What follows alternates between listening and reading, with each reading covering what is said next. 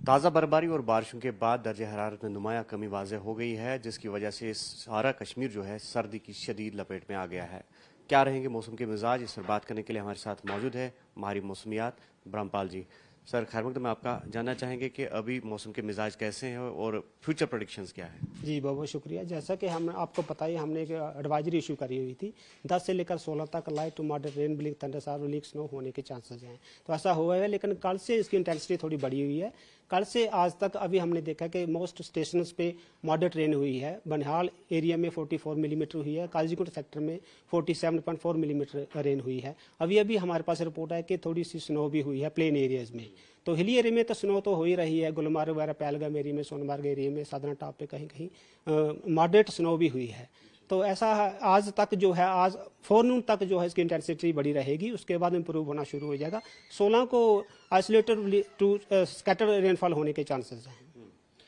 तो ऐसे में एडवाइजरीज क्या रहेगी, जिस तरह से आईएमडी ने वार्न किया था पहले ही कि जो स्नो एवलांच प्रोन एरियाज है वहाँ पर लोगों को एहतियात बरतने की ज़रूरत है, या हिली एरियाज में एहतियात बरतने की ज़रूरत है, या खासकर जो ट्रैवलर्स है जो मुसिन्नर नेशनल हाईवे पे जो ट्रैवल कर रहे हैं। जैसा कि उस एडवाइजर में हमने पहले ही इन्फॉर्म कर दिया था कि 10 से लेकर 16 तक लाइट टू मॉडरेट रेन, ब्लिक, स्नो और वीक थंडरस्टॉर्म होने के चांसेस हैं। तो ऐसा हुआ है। अब जो यात्रा करने वाले लोग हैं उनको ट्रैफिक विभाग से अनुमति लेके निकलना है, इन्फॉर्मेशन लेके निकलना है कि स्नो अवलांच कहीं होने के चांसेस तो नहीं है, शूटिंग स्टोन होने के चांसेस, मड स्लाइड होने के चांसेस तो नहीं है। तो उसके मुताबिक ही थोड़ा अपना यात्रा का प्रोग्राम बनाएं ताकि कोई अनटोवर्ड इंसिडेंट ना हो। स्नो अवलांच की बात जैसे करते हैं कि हाई एल्टी पे, जो फारफ्लंग एरिया में है हाई एल्टी पे, वहाँ स्नो काफ़ी गैदर हुआ है।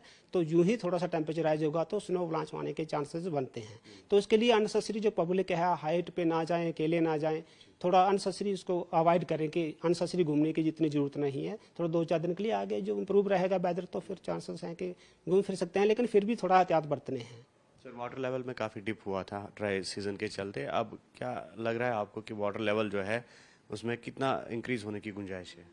देखिए, मैंने पहले ही बोला कि आज के बाद थोड़ा वेदर इंप्रूव हो जाएगा, आज आफ्टरनून के बाद वेदर इंप्रूव हो जाएगा। हमारे पास कोई फ्लड कंट्रोल की इतनी इन्फॉर्मेशन नहीं है कि कोई वाटर लेवल जो है डेंजर लाइन के पास है या ऊपर है। तो अभी जितना कम्युलेशन होना था रेनफॉल हो गया है, थोड़ा काफ़ी गिर गया है। आफ्टरनून के बाद थोड़ा इसकी इंटेंसिटी बहुत कम हो जाएगी, तो इसके चांसेस नहीं है कि कोई फ्लड वगैरह आ जाएगा। हाँ, इसके मुताबिक जो लो लाइंग एरिया है वहाँ थोड़ा वाटर लॉगिंग हो सकती है, तो उसके चांसेस हैं। अदरवाइज फ्लड की कोई हमारे पास इन्फॉर्मेशन नहीं है, क्योंकि मैंने पहले ही बोला इसके दोपहर के बाद थोड़ी इंटेंसिटी इसकी कम हो जाएगी। सर जो रेन डेफिसिट का ग्राफ है वो लगातार घट रहा है, तो ऐसे में क्या चांसेस है वो मीट आउट हो सकता है जितना बारिशों की कमी थी यहाँ पर देखी गई ड्राई स्पेल के चलते। हाँ बिल्कुल, पिछले दिनों जो 2-3 स्पेल हुए हैं उसमें काफ़ी जो डेफिशिएट रेनफॉल था वो काफ़ी इंप्रूव हुआ है, लेकिन अभी भी थोड़ा डेफिशिएट रहेगा, क्योंकि 19 मिलीमीटर प्लस माइनस में हम इसको नॉर्मल में गिनाया जाता है। तो इसके थोड़ी सी ज़्यादा या कम होगी तो इसमें कोई फ़र्क नहीं पड़ेगा इतना, तो आने वाले टाइम में इसका पता चलेगा। लेकिन उसका जो डेफिशिएट था काफ़ी इंप्रूव हुआ है, जो 2-3 स्पेल हुए हैं इसमें काफ़ी डेफिशिएट रेन जो है वो कम हुआ है, नॉर्मल के आसपास पहुँच गया। नॉर्मल से थोड़ा सा कम हो सकता है, लेकिन इतना वनरेबल सिचुएशन नहीं है कि कुछ हमें कोई इसका खामियाजा भुगतना पड़ेगा। लेकिन अभी देखो क्या बनता है, आगे सिचुएशन क्या बनती है। लेकिन 16 आफ्टरनून के बाद 24 तक मेनली ड्राई वेदर रहेगा। बीच में 19 और 20 को एक क्लाउडीनेस हो जाएगा जहाँ हल्की फुल्की बारिश दे देगा। अदरवाइज अमूमन 16 से 24 तक वेदर मेनली ड्राई रहेगा। तो इस बीच किसानों के लिए, फार्मर्स के लिए क्या एडवाइजरी। फार्मिंग के लिए यही है कि इरिगेशन ना करें, क्योंकि काफ़ी जो अर्थ जो साइल है वो काफ़ी मॉइस्ट हो चुकी है, उसमें पानी काफ़ी है। जो अपनी डे टू डे एक्टिविटी है, स्प्रे वगैरह है या कुछ एक्टिविटी करनी है, वो 16 से 24 तक कर सकते हैं। तो 16 से 24 तक जो मौसम है वो मजमूई तौर पर खुश रहने का इम्कान है, और इस बीच जो एडवाइजरीज महकमा मौसमियात दी है उनको भी फॉलो करने की अशद ज़रूरत है।